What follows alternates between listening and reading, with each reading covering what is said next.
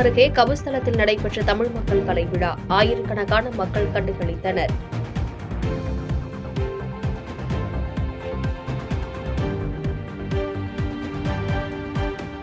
தந்தை பெரியாரின் சமூக நீதி, சமத்துவம், பெண் விடுதலை குறித்து தன்னிடம் விவாதிக்க யார் தயார்? முரண்பாடுகளின் மொத்த உருவமாக தந்தை பெரியார் திகழ்கிறார் என்று ஈரோட்டில் நடந்த பொதுக்கூட்டத்தில் சீமான் விமர்சனம்.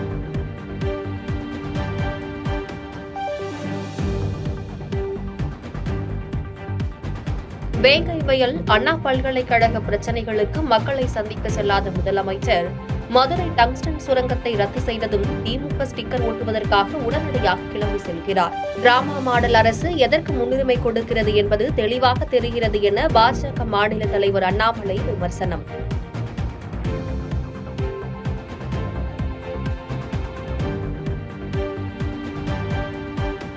விருதுநகரில் குடியரசு தின விழாவில் செல்பி பாயிண்ட் அலங்கார மேடை காற்றில் சரிந்து விழுந்து விபத்து.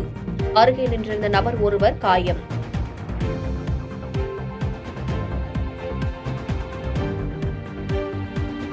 எழுபத்தாறாவது குடியரசு தினத்தை ஒட்டி டெல்லி கடமை பாதையில் தேசிய கொடி ஏற்றி வைத்தார் குடியரசுத் தலைவர். 21 பீரங்கி குண்டுகள் முழங்க தேசிய கொடிக்கு மரியாதை.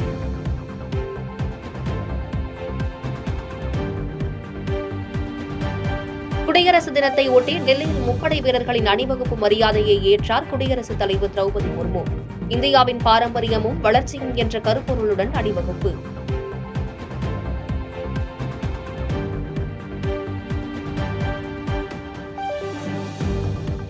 சிதம்பரம் நடராஜர் கோவிலில் தேசிய கொடி ஏற்றம். மேலதாளங்கள் முழங்க கிழக்கு கோபுரத்தின் உச்சியில் தேசிய கொடி ஏற்றம்.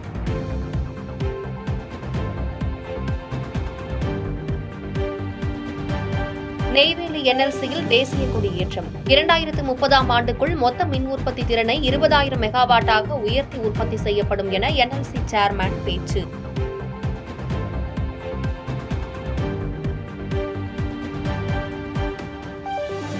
விஜயின் நடிப்பில் உருவாகி வரும் கடைசி படத்திற்கு ஜனநாயகன் என பெயரிடப்பட்டுள்ளது.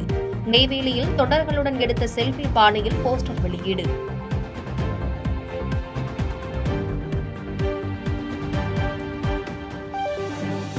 பிரபல மலையாள இயக்குநர் ஷபி காலமானார். தமிழில் விக்ரம், பசுபதி, மணிவண்ணன் நடிப்பில் வெளியான மஜா படத்தை இயக்கிய ஷபி உடல்நலக் குறைவால் உயிரிழப்பு.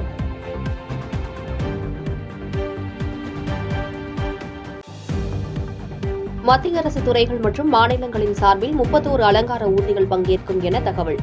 முதன்முறையாக 5,000 கலைஞர்களை கொண்டு கடமை பாதை முழுவதும் நிகழ்ச்சிகளுக்கு ஏற்பாடு.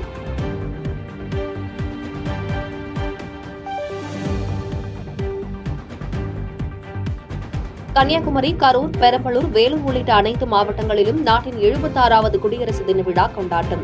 மாவட்ட ஆட்சியர் தேசிய கொடியினை ஏற்றி வைத்து அணிவகுப்பு மரியாதையை ஏற்றுக்கொண்டார்.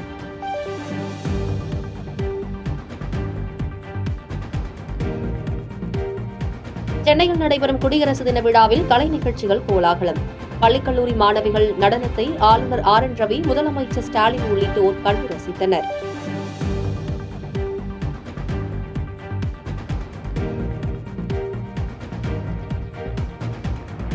பர்கூர் அருகே லாரியும் சரக்கு வாகனமும் மோதிக்கொண்ட விபத்தில் 4 பேர் உயிரிழப்பு. 100க்கும் மேற்பட்ட மாடுகள் விபத்தில் சிக்கியுள்ள நிலையில் மீட்புப் பணிகள் தீவிரம்.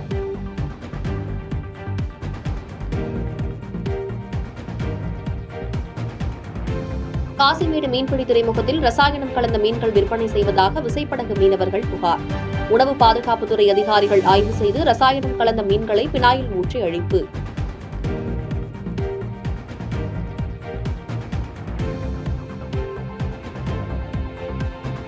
ஹிந்தி வந்தால் தமிழ் அழியும் என்று சொன்னவர் பெரியார். ஆனால் பெரியாரை ஒழிக என்று சொல்பவர்கள் நன்றி கெட்டதனம் என்று தமிழக நீர்வளத்துறை அமைச்சர் துரைமுருகன் காட்டம். திமுக இல்லை என்றால் தமிழ்நாடு எப்பொழுதோ அசாம், மேகாலயா மாநிலம் போல் மாறியிருக்கும் என்றும் பேச்சு. தமிழ் அழியும் ஹிந்தி வந்தால் என்று சொன்னவர் பெரியார் அவர்கள்.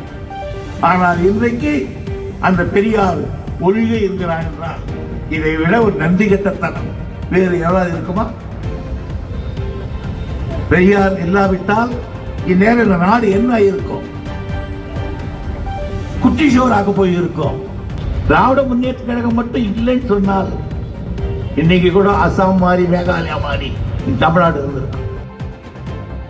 கோவை மாவட்டம் மேற்கு தொடர்ச்சி மலை அடிவார பகுதியில் உலா வந்த ஒற்றை கொம்பு காட்டு யானை. யானையை கண்டு பதறி ஓடிய முதியவர் நூலிழையில் தப்பினார்.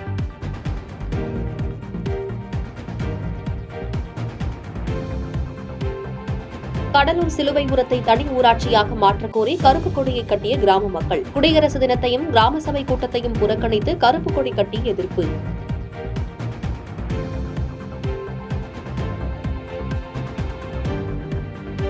திருச்செந்தூர் கடலரிப்பை தடுப்பது குறித்து IIT, கடலோர ஆராய்ச்சி மையம் உள்ளிட்ட 5 அமைப்பினர் ஆய்வு செய்து அறிக்கை சமர்ப்பிக்க உள்ளனர். அறிக்கை அடிப்படையில் கடலரிப்பை தடுக்க உரிய நடவடிக்கை எடுக்கப்படும் என அமைச்சர் சேகர் பாபு பேட்டி. இந்த கடலரிப்பை நிரந்தரமாக தடுப்பதற்கு என்ன செய்ய வேண்டும் என்று சாத்தியக்கூறுகள் ஆராய சொல்வதற்காக அவர்களிடம் ஒப்படைத்திருந்தோம். அதன் அடிப்படையில் இன்றைக்கு அவர்கள் இன்று நாளைக்குள் எது இறுதி செய்யப்பட வேண்டும், அப்படி இறுதி செய்யப்படுகின்ற அந்த பணிகளால் நிரந்தர தீர்வுக்கு என்ன வழிவகைகளோ அதை அறிக்கையாக தயாரிக்க சொல்லியிருக்கின்றோம். அனைத்து கோவில்களிலும் கட்டணமில்லா தரிசனமே தமிழக அரசின் நோக்கம். திருப்பரங்குன்றம் மலை தொடர்பான பிரச்சனையை சில மதவாத அமைப்பினர் ஊதி பெரிதாக்குவதாக அமைச்சர் சேகர் பாபு விமர்சனம். பழனிக்கும் திருச்செந்தூருக்கும் கேரளாவில் இருந்து வருகின்ற மக்கள் அதிகமாக வருகின்றார்கள். திருத்தணியை எடுத்துக்கொண்டால் கூட ஆந்திராவிலிருந்து வருகின்ற மக்கள் அதிகமாக வருகை தந்து கொண்டிருக்கிறார்கள். நம்முடைய திருவண்ணாமலை எடுத்துக்கொண்டால் ஆந்திரா, கர்நாடகா, தெலுங்கானா போன்ற மக்கள் அதிகமான அளவிற்கு வருகை தர ஆரம்பித்திருக்கிறார்கள். ஆகவே நாளொரு மேனியும் பொழுதொரு ஒன்றுமாக பக்தர்கள் கூட்டம் அதிகரித்துக் கொண்டே செல்கிறது. அதற்கேற்றாற்போர் கட்டமைப்பு வசதிகளும், அதற்கேற்றாற்போர் மக்களுடைய தேவைகளை, அடிப்படை தேவைகளை நிறைவேற்றுகின்ற பணிகளையும் தொடர்ந்து இது போன்ற ஆய்வுக் கூட்டங்களை நடத்தி நாம் மேற்கொண்டு வருவதை நீங்கள் மறுக்க மாட்டீர்கள். பாதகம் செய்பவரை கண்டால் நாம் பயம் கொள்ளலாகாது பாப்பா. மோதி மிதித்து விடு பாப்பா, அவர் முகத்தில் உமிழ்ந்து விடு பாப்பா. அண்மை செய்திகளை உடனுக்குடன் தெரிந்து கொள்ள இணைந்திருங்கள் எம் நாடு தொலைக்காட்சியுடன்.